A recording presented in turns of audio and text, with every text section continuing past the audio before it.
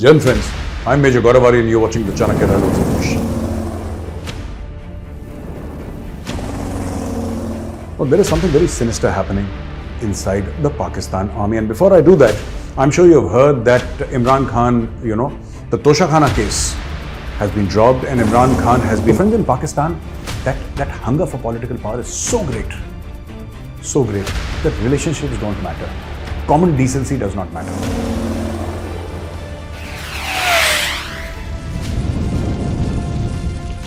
Jai Hind friends, I'm Major Gaurav Arya and you're watching the Chanakya Dialogues English. Like this video, subscribe to our channel and don't forget to press the bell icon. Now, there is something very sinister happening inside the Pakistan army, and before I do that, I'm sure you've heard that Imran Khan, the Toshakhana case has been dropped and Imran Khan has been given protection from all arrest till Monday. And this is the doing of the Islamabad High Court. They've said you cannot arrest Imran Khan till Monday. But there are scores and dozens of cases against Imran Khan Niazi, and the current government of Shehbaz Sharif will try and make at least a few of those cases stick so that they can disqualify Imran Khan.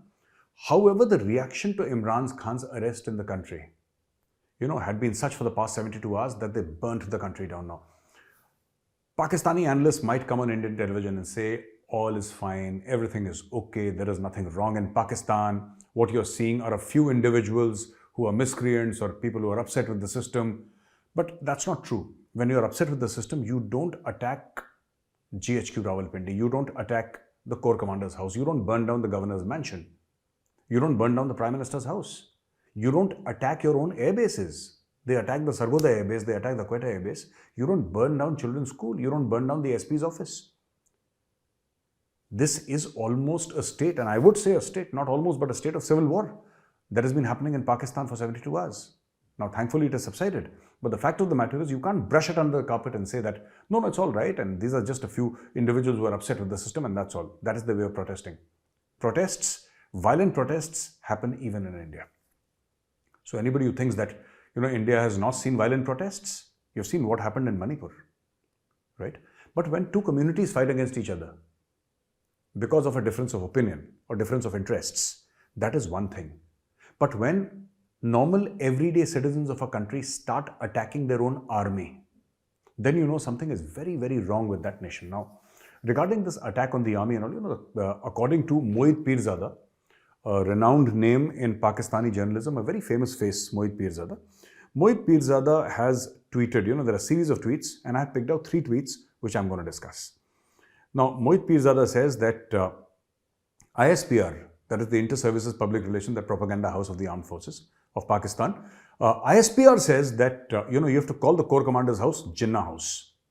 Now, normally people refer to it as the Corps Commander's house, but it is actually Muhammad Ali Jinnah's house. And as far as that much is concerned, I don't think ISPR is wrong because it is called Jinnah House otherwise. But to reiterate this Jinnah so-called brand in Pakistan is to tell the people that what you have done by invading the Corps Commander's house is absolutely wrong. You have invaded Jinnah's house, because they invaded one Corps Commander's house. Tomorrow, if they invade Peshawar Corps Commander's house, whose house is that? That is not Jinnah's house. What are you going to say? So all these things matter in Pakistan, where perception management is what their army does. Most of the time, they're doing perception management and information warfare against their own people. So Mohit Pirzada says that media have been told to refer to Corps Commander house in Lahore as Jinnah House. This is a classic example of narrative shaping, but these tactics of ISPR playbook are not working anymore. It is now also confirmed that Corps Commander Lahore had refused to order troops to fire at the people of Lahore. Instead of celebrating this one half-human general, Army Chief has sacked him. He doesn't realize that he has lost the plot now. Basically, when people entered the Corps Commander's house, this famous guy who stole the korma and all, you can take a look at his photograph. Yeah, this is the guy who stole the korma and became world famous overnight, at least in India. He's a big hero. I mean, when you enter a house to steal korma specifically, greatest of all times. Anyway, coming back to the point and more seriously, this Corps Commander said to his troops, don't fire upon these innocent people. They thrashed his house, they burned down the mosque in his house, they did everything, but this Corps Commander said, don't fire. Which is why the Pakistani army troops did not fire. Now, apparently, the army chief Asim Munir has sacked him and replaced him with some other person who's more pliable. There is another tweet, and I'll come back to this, army officers telling their troops not to fire. I'll come on. This is a very interesting story. But I'll take you to another tweet of Mohit Pirzada, and he says, will General Asim Munir be able to continue as army chief for long? And, shoot at sight orders given in various places, and hundreds injured and pitched against armed forces in KP, Punjab, violating the cherished belief that Pakistan army can't shoot at its own people. And he's saying General Asim is not the right man for the job, and he's saying Ambassador Zalmay Khalilzad from America also said the same thing, this and that, everybody said the same thing. You can see the tweet, right? Now, the thing is that, interestingly, he speaks about a procedure in the Army Act. So this guy has done his research. I'm talking about Mohit Pirzada. He's done his research. He's talking about the Army Act. Otherwise, he's a civilian. He wouldn't know much about the Army Act. And he's also talking about the role of the Adjutant General and Chairman Joint Chiefs of Staff and the President. Of course, the President is a card-carrying member of the Pakistan Tehreek-e-Insaf, so it doesn't matter what the President says. He's Imran Khan's, protege in many ways. He's a great politician. He's a great guy. He's been somebody who's been groomed by Imran Khan. He looks at Imran Khan as a father figure. So, yeah, he's loyal to Imran Khan, the President of Pakistan. There is another tweet by Mohit Pirzada, interestingly, and this is about prominent TV anchor and vlogger Imran Riaz Khan. He disappeared 48 hours ago. I believe they've taken him away somewhere. So this is very common, par for the course in Pakistan, You disagree with people, you just throw them under the bus. I mean, that's the easiest thing, you don't like Ashraf Sharif, shoot him, kill him. You don't like... and everybody has done it. It's not just that this government is doing it. A lot of these people who support Imran Khan, this holier-than-thou attitude is absolutely wrong, They too have done it. And these people kept quiet when it was being done. Okay, so I'll give you some names. They're saying that for the past 48 hours, Imran Riaz Khan is not traceable. Shehbaz Sharif is the Prime Minister. The insinuation is that the agencies, the military or Shehbaz Sharif, had this guy disappeared. And he's not in circulation now, he's disappeared. This is exactly what Imran Khan did with Matiullah Jan. Matiullah Jan was lifted by the agencies, right? And this is exactly what Imran Khan did with Asad Tur. Asad Tur is another Pakistani vlogger who was beaten so badly that they almost broke his arm. That is how brutally they beat him up. So, and there are many more instances, in Imran Khan's regime where, and in fact, famous Pakistani journalist Hamid Mir came and supported this entire movement against the Imran Khan regime at that time when Asad Tur was beaten. So he was there at the press club and all these journalists, they protested and all that. And this is where he mentioned the story about General Faiz Hamid being shot by his wife in the backside because he was doing XYZ with his girlfriend in the farmhouse. He mentioned this case in front of everybody, and you can go to YouTube and you can look up this video of Hamid Mir, the famous Pakistani journalist, saying stuff about Faiz Hamid and how he got shot by his own wife. So all these things came into light only later for us as an Indian audience. I had known about this case some time back. Somebody had referred this case to me. I never took much cognizance of the ISI chief being shot by his own wife until Hamid Mir said it, and then I believed it to be credible because I said, this guy's a journalist and he's not making this up, right? Now, there is another Pakistani major, army major. His name is Adil Raja. And Adil Raja lives in London. He is a Pakistan Tehreek-e-Insaf supporter, a die-hard Imran Khan fan. And, a lot of people may say that Major Adil Raja speaks nonsense, doesn't speak nonsense. It's not for me to judge. I'm nobody to say that he speaks nonsense or does not speak nonsense. But in this tweet that I'm quoting, Adil Raja has spoken the truth, and I'll tell you why I say he's spoken the truth. Because he has named the people and their units. He could have very well said that 3 lieutenant colonels refused to follow orders and shoot people. But what he says is different. He says, point number 1, following officers got sacked due to disobeying unlawful orders. They've been sacked. They've been removed from their jobs. Lieutenant Colonel Imtiaz, CO 21 Punjab. So he's named the unit, 21 Punjab. And he's saying Lieutenant Colonel Imtiaz was sacked because Colonel Imtiaz said, don't fire upon innocent people. He says Lieutenant Colonel Amir, CO 4 Frontier Force, refused to open fire in public and said, we are the defender of the nation. Now, this defender of the nation is all hogwash. Nobody believes that of the Pakistan army because this is the very army that has destroyed his own constitution 4 times and was responsible for the fall of Dhaka. So the defender of the constitution is all nonsense. But apart from that, a great spirit shown by the CEO and great moral fiber shown by the CEO in telling his troops not to fire, upon innocent people. Number 3, Major Haider Ali, Major Syed Ali Hussain Gilani, Punjab Rangers, Major Raja Sher Ali, Major Ali Kamran Abidi. Major Ali Kamran Abidi refused to obey the unlawful order of his CO, Lieutenant Colonel Ali Hussain Jafri, to open fire on public, and Brigadier Hussain Ali refused to obey the order of the GOC. So clearly, see, while what they have done is morally correct, but this is tearing apart the fabric of the Pakistan army, right? This is tearing apart the fabric of that army. The army works on discipline, good or bad. I'm not sitting down here and saying that, no, they should have followed illegal orders and they should have fired upon the mobs. I'm not saying that.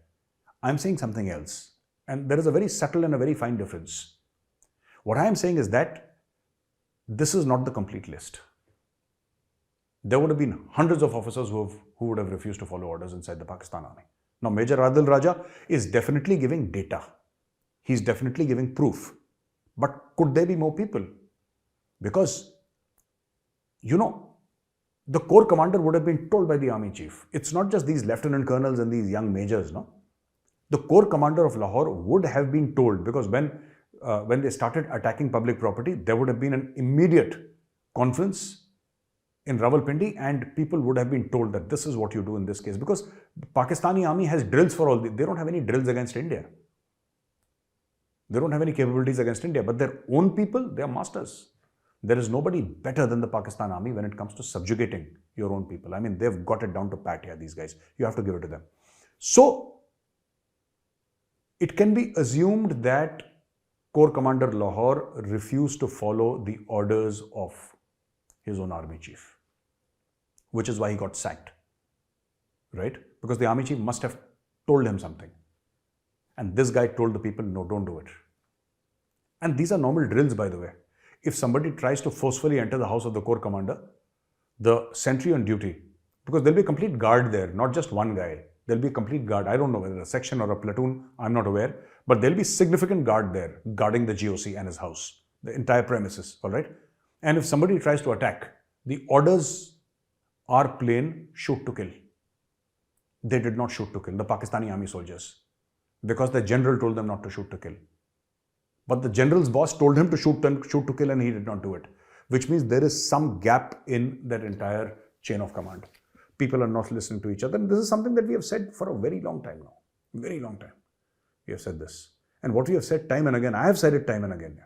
Very simple, that listen, just hear this thing, that there is a deep problem inside the Pakistan army and Imran Khan has managed to cleave the Pakistan army into two. Now, there is another tweet.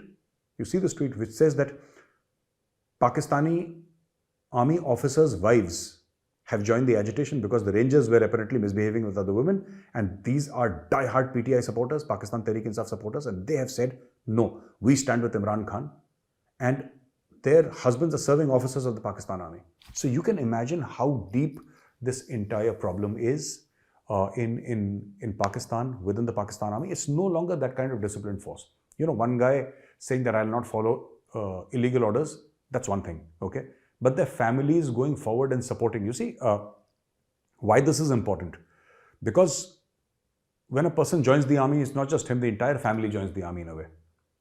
And that army structure becomes a family, of which small little families are bricks, which together as one unit make up that entire ecosystem of any armed force. India, Pakistan, America, whatever, whichever country you can think of.